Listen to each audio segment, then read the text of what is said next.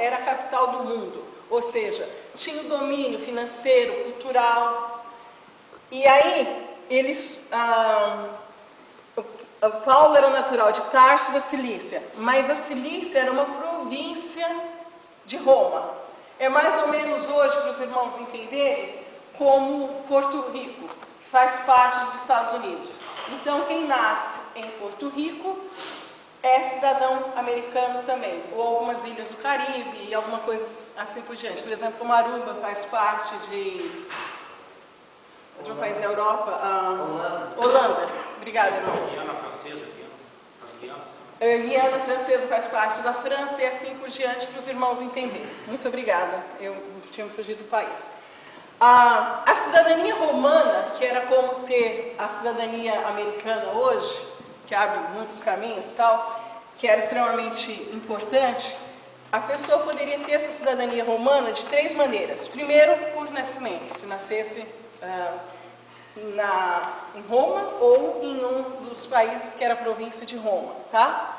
Concessão imperial, ou seja, se fosse dado pelo imperador um documento dando a essa pessoa essa cidadania.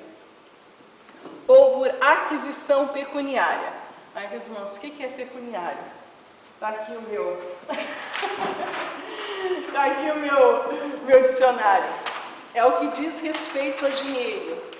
Então, poderia ser o seguinte, pelo que eu entendo, se alguns irmãos souberem de uma forma diferente, me explica ou me ajude, tá? Ou se a pessoa investisse, ou se a pessoa tivesse uma condição de comprar essa cidadania. Isso é o que dá a entender no dicionário e na história. Se eu estiver errado, os irmãos, por favor, me corrijam. Tem uma passagem que o capitão, quando ele vai preso, que apresenta ele para o capitão, e ele fala, eu sou cidadão, você é cidadão romano, sim, de nascimento. Rapaz, você não sabe quanto me custou essa cidadania, você é de nascimento? Então eu falei assim, já tinha corrupção na época, meu Deus, custou o capitão ser cidadão. É isso aqui que fala, aquisição pecuniária. Ok? Paulo conhecia muito bem os seus direitos de cidadão romano. Ele tinha muitos direitos por ser cidadão romano. Mas ele renunciou todos esses direitos por amor a Cristo. Tá? Conversão de Paulo. O encontro com Jesus acontece no caminho, ele indo para Damasco. Ele recebe uma autorização de um dos principais sacerdotes para perseguir o povo de Deus. E aí ele vai com seus companheiros e no caminho de Damasco, o que acontece? Vem uma luz do céu mais forte do que o sol e todos, tanto Paulo como seus companheiros, caem por terra. Acontece o seguinte, que apenas Paulo viu a Jesus e entendeu a mensagem. Os outros, os seus companheiros, eles escutavam, mas eles não entendiam. Porque Jesus estava falando em hebraico. E aí Jesus fala para ele, né? Comissiona Paulo a ir e a pregar o Evangelho. Tanto para o povo de Israel, quanto para os gentios. Paulo então, e aí Paulo fica cego durante 3 dias. Aí os seus companheiros conduzem Paulo até Damasco. E ele fica 3 dias sem comer, sem beber e sem ver nada. Amém? Os irmãos estão entendendo? Amém. Porque eu estou falando igual um papagaio hoje, né?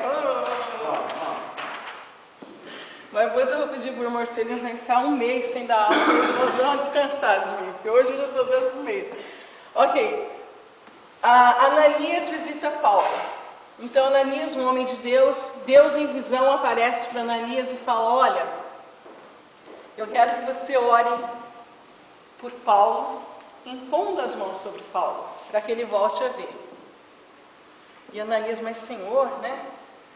O Senhor persegue os seus servos, mas ele entende e obedece à vontade de Deus e vai e coloca as mãos sobre Paulo. Paulo recobra a visão e Ananias também já batiza Paulo. Quando Paulo, já restaurado, né, provavelmente comeu e tudo mais, já estava melhor e já estava vendo, ele deixa de ser perseguidor e passa a ser perseguido. Então Paulo já procura a igreja, procura os irmãos para congregar com os irmãos, iniciar a sua obra, o seu ministério. Os irmãos, no início, estão muito temerosos, porque imagina o seguinte, Paulo consentiu, lembra de Estevão, que morreu apedrejado, mas quando ele estava morrendo, ele elevou os olhos e viu Jesus de pé para recebê-lo no céu, olha que glória. Mas Paulo consentiu na morte dele. Então, Paulo era um homem implacável com a lei, ele queria fazer a vontade de Deus, mas ele era um religioso, ele não conhecia Deus realmente, ele conhecia o quê? Uma religião, tá? Então os irmãos no início ficaram com medo de Paulo, mas depois eles aceitaram Paulo, e tanto o aceitam que eles ajudam a salvar a vida de Paulo. Eles colocam Paulo à noite dentro de um cesto, descem Paulo por um muro, para que as pessoas que estão atrás dele não venham para matá-lo, e aí Paulo segue em direção a Jerusalém para pregar o Evangelho. Tá? Aí nós vamos ver o seguinte, os propósitos da vocação de Paulo. Por que Jesus salvou Paulo? Qual era o propósito? Tudo que Deus faz, irmãos, na nossa vida, tem propósitos, certo? Primeiro, conhecer realmente a vontade de Deus, conhecer Deus. Não era, como que eu posso falar? Conhecer Deus de ouvir falar, mas é extremamente importante que nós conheçamos a Deus pessoalmente, nós temos experiência com Deus. Tem muita gente que só vive a experiência dos outros, mas como aquele hino fala, se o Espírito Santo te tocar, nunca mais na sua vida você vai ser o mesmo, e é uma realidade. Nós precisamos ter esse encontro com Deus, que vai mudar a nossa vida, que vai mexer na nossa estrutura, e foi isso que aconteceu com Paulo. Ele estava cansado de religião, mas o dia que Jesus veio e falou com ele, ele viu que Deus estava acima de tudo aquilo que ele tinha aprendido em faculdades, que ele tinha aprendido durante a vida, mas que Jesus era o Senhor. Amém? Então, aqui fala, né? Conhecer a vontade de Deus. E aí divide-se em 3 partes: Israel, a igreja e o mundo.